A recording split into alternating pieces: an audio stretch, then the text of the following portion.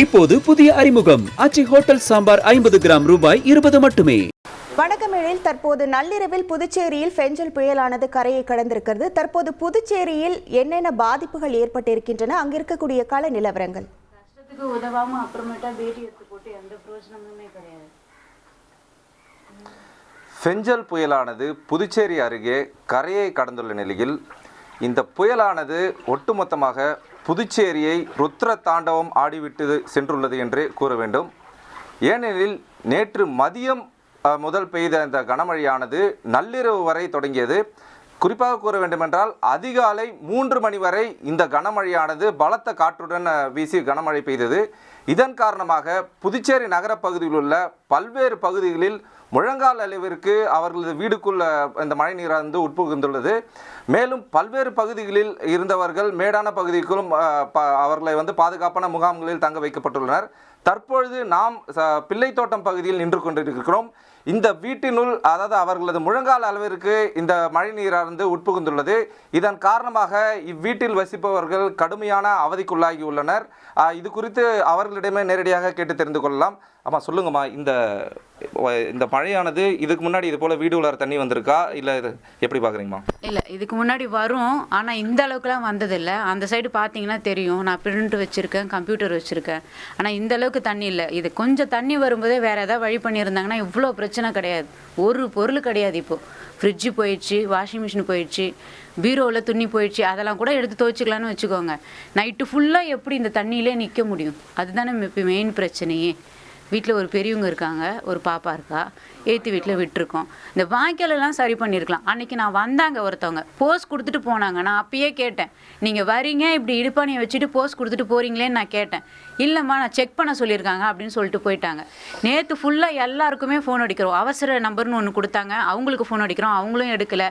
MLA ஆஃபீஸுக்கு phone அடிக்கிறோம், அவங்களும் எடுக்கலை. ஒன்றும் எங்களுக்கு ஒரு வேளை சாப்பாடுலாம் போடவே தேவையில்லை. அந்த தண்ணியை மட்டும் எடுத்து விட்டாங்கன்னா போதும். இப்போ இவ்வளோ அவஸ்தை ஆயிடுச்சு வீட்டுள்ள. இதை யாரும் சரி பண்ணி தர முடியாது, சரிங்களா? நாங்கள் தான் சரி பண்ணி ஆகணும். ஆனால் வெளியில் வர தண்ணியை கண்டிப்பாக கவர்மெண்ட்டால் சரி பண்ண முடியும். முடியாத விஷயமே கிடையாது. எவ்வளோ விஷயம் பண்ணுறாங்க. அந்த தண்ணியை எடுக்க முடியாதெல்லாம் பண்ணாமலாம் இருக்க முடியாது. இந்த வீட்டை நாங்கள் தான் சரி பண்ணி ஆகணும். அது எங்களோட ரெஸ்பான்சிபிலிட்டி. ஆனால் வெளியில் இருக்க தண்ணியை எடுக்க வேண்டியது கவர்மெண்ட்டோடது. அதை யாரும் செய்ய மாட்டாங்க. மற்றபடி இப்போ வருவாங்க பாருங்கள், எல்லாருமே மழை முடிஞ்ச பிறகு ஃபோட்டோ எடுத்துக்கிட்டு போஸ்ட் கொடுத்துட்டு, அதெல்லாம் தேவையே கிடையாது. அந்த கூப்பிட்ற நேரத்துக்கு இல்லை, தெரியும், அவங்களுக்குமே தெரியும் இந்த இடத்துல இவ்வளோ தண்ணி நிற்கும், இத்தனை வீடுங்க இருக்குது, இந்த வீட்டில் உள்ள தண்ணி போகுன்றது எல்லாருக்குமே தெரியும். அதேமாதிரி நவீனா கார்டனில் நாங்களாவது பரவாயில்ல, இப்படி வெட்டி பார்க்கலாம். நவீனா கார்டனில் யாருமே வெளியே வந்தே பார்க்க முடியாது. அந்த தண்ணி எடுத்தாலே, நவீனா கார்டனுக்கு உள்ளார இருக்க தண்ணி எடுத்தாலே இந்த தண்ணி வராது. இதெல்லாம் பாருங்கள், எவ்வளோ அழுக்கு தண்ணி பாருங்கள். இவ்வளோ அழுக்கு தண்ணிலாம் வராது. மழை தண்ணி இவ்வளோ அழுக்கு தண்ணி கிடையாது. ஏன்னா உள்ளாரேருந்து வருது. அப்போ அதை வெளியேற்றினாலே போதும். அதை தவிர எங்களுக்கு வேறு எதுவுமே தேவையில்லை. வண்டியில் சாப்பாடு எடுத்துகிட்டு வர தேவையில்லை, எப்படி இருக்கீங்கன்னு கேட்க தேவையில்லை, எதுவும் தேவையில்லை. தண்ணியை மட்டும் இறச்சி விட்டால் போதும். இல்லை, தண்ணி போகிறதுக்கு வழி. இது ஒன்றும் அவ்வளோ பெரிய பெரிய பெரிய பங்களா கிடையாது, பெரிய இடமும் கிடையாது, சின்ன இடம். அந்த தண்ணி ஏன் போகல? காலங்காலமாக இந்த பிரச்சனை இருந்துகிட்ருக்கு. ஆனால் இந்த வாட்டி பட்ட மாதிரி கஷ்டம் எதுவுமே கிடையாது. தானா புயலையாவது கொஞ்சம் வந்துச்சு போச்சு. ஆனால் இன்றைக்கி ஒரு நாளில் எல்லாமே டோட்டலாக போயிடுச்சு. எனக்கு ஃப்ரிட்ஜு போயிடுச்சு, வாஷிங் மிஷின் போயிடுச்சு, பிரிண்டர் போயிடுச்சு. பாருங்கள், என்னோடய வாழ்வாதாரமே அந்த பிரிண்டர் தான். அதுவும் காலி.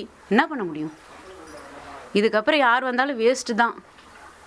இரவு எப்படி இரவுக்குள்ள அதை இப்படியே தான் நின்றுட்டு இருந்தோம். மூஞ்ச பார்த்தாலுமே தெரியுமே உங்களுக்கு. நானும் எங்கள் வீட்டுக்காரர் இப்படியே தான் இருந்தோம். சோஃபா கொண்டு போயிடுச்சு.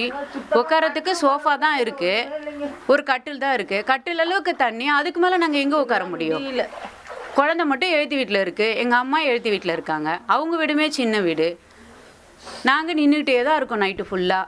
தமிழகத்தை ஒரு வாரமாக மிரட்டி வந்த ஃபெஞ்சல் புயலானது நள்ளிரவில் புதுச்சேரியில் கரையை கடந்திருக்கிறது. இதனால் புதுச்சேரியில் கனமழையானது கொட்டி தீர்த்திருக்கிறது. ஒரே நாளில் 39 சென்டிமீட்டர் மழையானது பதிவாகி இருக்கிறது. இதனால் புதுச்சேரி கடுமையாக பாதிப்படைந்திருக்கிறது.